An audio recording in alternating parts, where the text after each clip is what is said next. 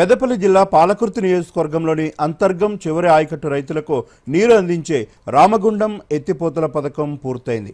2018 ఫిబ్రవరి 27న అప్పటి ముఖ్యమంత్రి కేసీఆర్ శంకుస్థాపన చేసిన ఈ పథకాన్ని 75,74 లక్షలతో నిర్మించారు. ఈ పథకం ద్వారా 2 మండలాల్లోని చివరి ఆయకట్టుకు 20,000 ఎకరాలకు సాగునీరు అందించనున్నారు. పథకం పూర్తి కావడంతో ఇరిగేషన్ అధికారులు ఎస్ఆర్ఎస్పీ 27వ ఎడమకాలుకు అనుసంధానం చేశారు.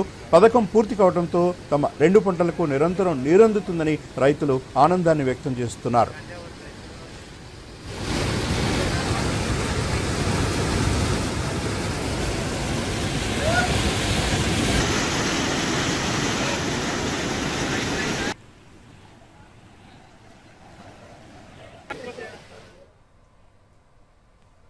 శ్రీపాద ఎల్లంపల్లి ప్రాజెక్టు నిర్మాణం జరిగి 15 సంవత్సరాలు అయినప్పటికీ కూడా మా భూములు పోయినాయి, మా ఊర్లు మునిగిపోయినాయి. మా అన్ని మునిగిపోయినప్పటికీ కూడా మా భూములకు నీళ్లు రాలేదు. ఇప్పుడు మురుమూరు ఎత్తిపోతల పథకంతో అటు వేమనూరు నుండి బండలవాగు ప్రాజెక్టు కుక్కలూరు పథకం నిర్మాణం పూర్తి చేసి మా భూములకు నీళ్లు రావడం జరుగుతుంది.